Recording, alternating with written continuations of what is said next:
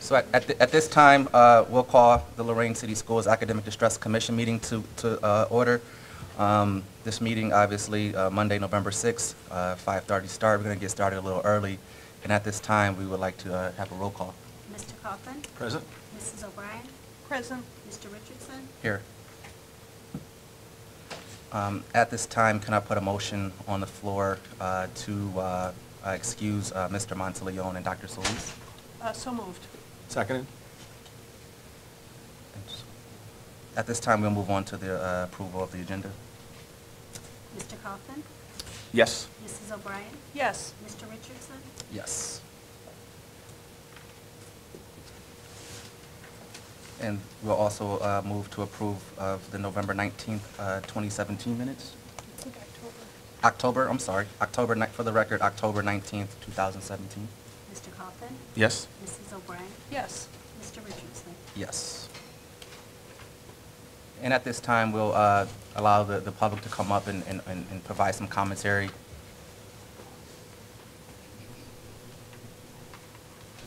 If we don't have any public comment at this time, we will move to the presentation of the improvement plan by Mr. Hardy, CEO. Good evening. Good to see you all. Thank you, Mr. Richardson, for that introduction. Tonight we're going to talk a little bit about the Lorain Promise and present it formally to the Academic Distress Commission for pending approval.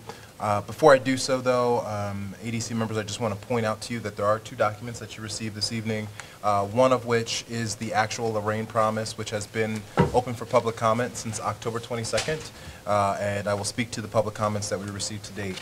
The second document is the Lorain City Schools Data Summary, which was a lot of the work completed and done by our partners from TNTP, who have compiled a number of different data sources and information that help inform the direction of the Lorain Promise. This document is not online yet, but we'll make sure that you can see this document online as well, so you can see the robust nature of data collection and understand a little bit more completely how we arrived at the Lorain Promise itself. Over the past 3 months, there have been about 3,300 touch points with community members, 130 town halls, one-on-ones, focus groups, and 1,100 survey respondents to our challenge, our cause, our purpose, to get a better understanding of what we need to do going forward. Our partners with TNTP, which have been tremendous throughout this whole process, have laid the groundwork for us to get up and running. But there are a few main points that came up over the past few months about our direction and things we need to address, and I just want to call those out. They're also part of the Lorain Promise as well. If you go to the first couple of pages, pages 2 and 3 start to, pages 3 and 4 start to outline some of the things we've heard from the community over time, and then also some of the challenges that are ahead of us. Some of those main points are aligned to the fact that we need to address the needs of our young folks, our scholars earlier. We also need to spend more time thinking about wraparound services and support to our young people earlier, but not just about academics, but also just social and emotionally. We also need to think more critically about the quality of instruction, and that encompasses not only the great work that our teachers do every single day, but the resources that they have to be successful, whether they're in a special education classroom, ESL classroom, or a gifted classroom. We need to do something a little bit more robust and deep. Connect our families to our schools. That came up many times in many different conversations around the direction we need to go, making sure that home and school are connected. And a big underlying piece of this was just a call for a vision, for a direction, for a purpose. And that came through loud and clear in many of the survey results and qualitative conversations that I've had over the past 3 months. And then the last piece that came up during the open window period of the Lorain Promise being posted for public comment. Again, there was about 35 comments, folks that commented. Thank you. I read each one of them. They were very in-depth, and I appreciated the robust comments. But one of the big underlying pieces that came up were around this idea of how are we going to finance it, when does it go into action, and who will be impacted by it. So I'll speak to that in a little bit, but those are the big main points that are coming out and came from the community to derive the 5 commitments that are in front of you. So if you were to look at the Lorain Promise, you will see that it should read almost as a timeline or a storybook, if you will, in the sense that we're starting as, early with kids that are not even in our school yet, thinking about supporting our scholars at birth, with the intent of wrapping around our arms around them with the correct services that will make them successful upon entering our school system, and then invest more deeply into our early scholars. So speaking to the importance of investing in our kids before they get to us and then while they're with us in those early years to make sure that they are reading at a high level where they're understanding numeracy and they're also getting the social emotional support to become great people, characters of high morals, and also just experiencing school in a fun way.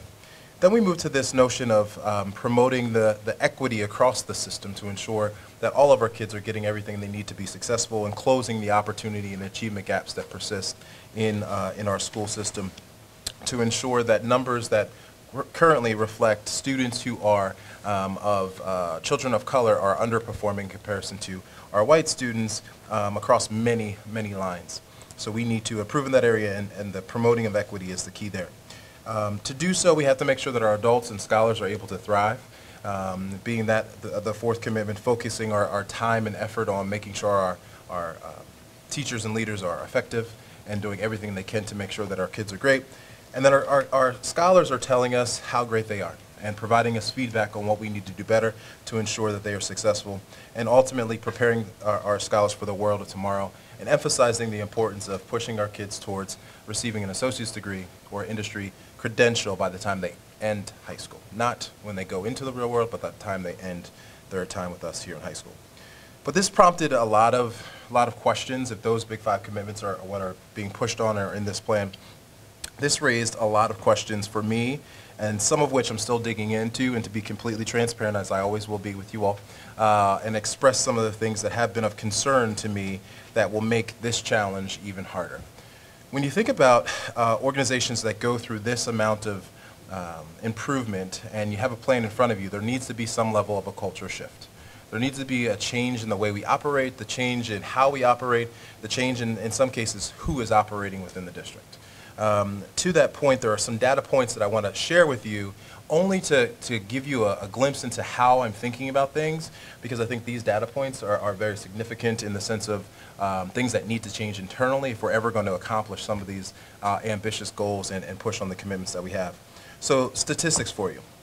When I came in August, I was met with a $832,000 deficit in our health trust. And it was sat on my desk for us to figure out.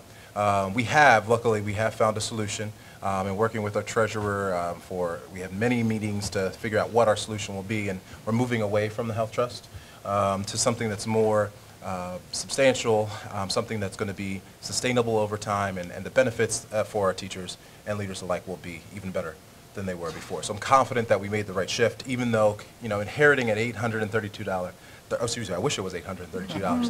$832,000 shortfall is challenging. We found a way to overcome that. In addition to finding numbers like $632,000 in supplemental pay for teachers that are only kind of concentrated on a small portion of our teaching population. Again, this is in addition to their current salary, but challenging enough to see that there's $632,000 that we're supplying, and still wondering what are we getting for that. And then of that $632,000, there's $146,000 of that is actually going to 9 teachers in supplemental pay, with some situations where some classes of 6 to 7 kids in each one of those classes. So when we think about how we're allocating our funds and the culture that we've established, we need to start to shift our thinking. And this is, again, not about shifting and taking money out of pockets of people. It's just thinking about changing the mindset of how we approach the work that needs to be done. So we need to reinvest and rethink how we're going to appropriate our funds so that we can provide our scholars what they need to be successful. And the last piece, which came up from a scholar last Tuesday that just stuck with me as we think about the plan, as we think about even the term scholar. There was a young lady who spoke up at the public meeting last week and was speaking specifically about our alternative schools and the location of our alternative school and what it says about our kids in that school site. And she questioned if it was okay for her to be a scholar too. She had to question that by being in that building and the sentiment of scholars versus students, and it just hit me like a ton of bricks. So take those data bites, if you will, to understand the complexity of the shift that we have to make and the challenges that are ahead of us. But we'll come out better because of the decisions we need to make in that area. So what are the immediate next steps to ensure that this plan is going forward? Hence one of the comments from the public around what are we doing to make sure this plan, this direction, is moving according to plan. One, some of the numbers I read out to you, I have a partner, we selected a partner that was posted on the website for some time, MAP, to do a deeper dive into our program and allocation of funds. Again, not questioning our financial, are we following and complying with finances, but more like how are we spending our money so that we can come to some solutions to ensure that we're providing a better education for our scholars. That's the first step, and that's underway already. The second is we want to invest in a partner to help us with the human capital strategy. So now that we have a plan, we have to align our people to the work that needs to get done. And there's great organizations out there that will help us make this happen in an efficient manner. So you can anticipate in the very near future something to be on the website similar to the work we did with TNTP to post up 3 or 4 final selections, the same thing we did for the programmatic audit that's going underway. Same thing we're going to do for human capital to get a sense of how we need to allocate funds around the people within central office, but also within the school district. For example, in conversations with our leadership, both in finance and our grants office, we know that title funding will start to dwindle over time. And that dwindling is going to put a pinch on how we think about structuring staff in our schools and throughout the district, where, for example, we spend $1.8 million in 18 Title I teachers. $1.8 million to 18 folks. And we think about that, are they providing us the service necessary to get us the outcomes we need to see? That's the question that I'm raising. I don't know the answer yet, but we'll find a solution. And then thinking about even the structure of our administrative building. Are we structured the way that we need to be to ensure that this plan goes forward? And I will be having conversations with everyone here in the admin building to ensure that we're aligned to this plan. But in short, recognizing some discrepancies in salaries where we had some directors making more than executive directors and so on and so forth, that needs to be cleaned up, tightened up, and make sure folks are doing the work necessary to make these goals accomplishable. And so we're in the early stages with that reorganization at this time. My hope is by March we'll have the administrative office in the place where we want it to be so we can push forward and make this plan come to life. But ambitiously, as you might know, I like to push the envelope a little bit on timelines. My hope is by January 1, we're in a place where everyone is comfortable and we're able to move forward. With that said, jobs have been posted online that align to the plan. All of our chief level roles have been posted outside of chief of staff and our senior program manager positions that will be posted soon. But we'll have some first round of interviews as early as November 27th and 28th for select positions. And then the other piece around this reorganization that aligns to this plan is rethinking our school leadership teams at our school sites. So knowing that we have leaders that have been in buildings for some time. And they've been in buildings for consecutive years and some for more than consecutive years, 3, 4, 5, 6 years, yet we haven't seen results. So it's time to rethink the leadership in those buildings if we're not getting those results. So those conversations have started early with the head of the leadership union and speaking to exactly how we're going to have those conversations and principles. I alluded to having further conversations to this in November where we'll have more conversation around school leadership teams and what they will look like going forward. And then the third prong of this is finally getting to the academic strategy.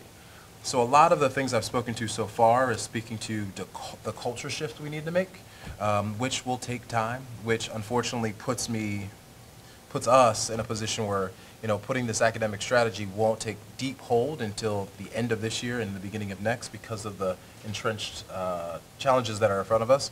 But nonetheless, that'll be the third phase of this year is figuring out that academic strategy. And I hope these numbers are not true when I think about where we are academically. If we're ever going to accomplish that goal around associate's degree, folks, our young folks having an associate's degree by graduating from high school by 2022, I looked at our 8th grade class that are going to be soon to be 9th graders. And by numbers, we have about 697 scholars, rising scholars, who will be ninth graders next year that are on the books currently. I looked at then and filtered for students that have a C or higher and also have a proficient or higher score. The total number of students that have a C or higher and a proficient or higher score out of 697 were a total of 29. 29. So it breaks my heart to read that number, but it also is the place where we start and we roll up our sleeves and figure it out for our young people, because it is unfair for them and it's unfair for us. So please know that that academic strategy is going to be crucial for us to develop, and it's going to push some people really hard to get where we need to be. The last of which I have promised to the community, and especially from teachers, which I really appreciate their feedback around this, we have to do a better job about bringing initiatives from a plan to them.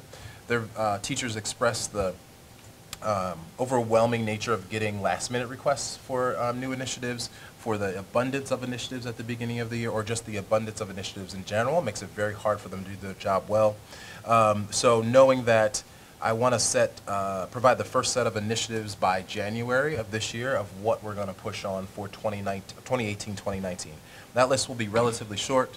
We'll think about it together. Teachers will have a chance to give voice to it, and then at the end of the day, we'll comb down the right initiatives to push forward for 18-19. But nonetheless, my promise is by January to have that initial set of initiatives. But at this point, given those first steps, given the 5 commitments, I am happy, I'm elated, I'm also relieved to be at this stage where I can finally turn over this promise to you, pending your approval over the next several weeks, to give you an opportunity to review, but also more importantly, to fulfill the regulations of House Bill 70 and submit this plan to you on time. Absolutely. So thank you, Mr. Hardy. And just as a matter of House Bill 70, to your point, within 90 days of the CEO coming on, the CEO has to submit the improvement plan to the Academic Distress Commission.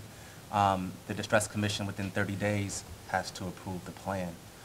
Within that 30-day time frame, if the ADC makes suggestions or modifications, we kick it back to the CEO, and then at that time, he would have 15 days to either accept those those suggestions or not, and then resubmit, and then we would have 30 days to approve the resubmitted document or plan in this particular case. And I will say that, and to the CEO's credit and its team, we've been really involved and engaged as we've been working on drafting this plan. And so it's not like the CEO has been operating in darkness, went out, created a plan, and brought it back to the ADC.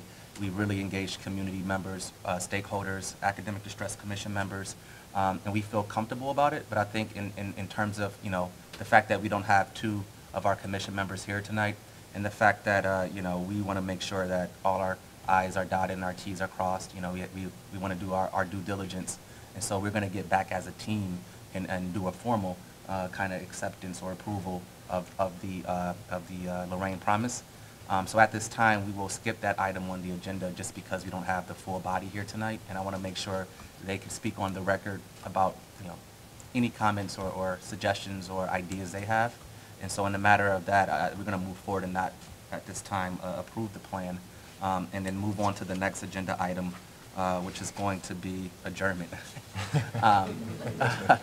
So are there any other, at this time, I would entertain any other comments from the public if someone wanted to come up. So I know a few of you walked in after public comment, and so I'm, in the purposes of transparency, we always talk about being transparent and hearing voices of people who are part of our community. We would ask that you come up and offer any thoughts that you have tonight. Well, if there aren't any comments, we will ask for a motion to adjourn. So moved. Second. Thank you. Meeting's adjourned. This has been a production of Lorain City Schools TV 20 WLCS.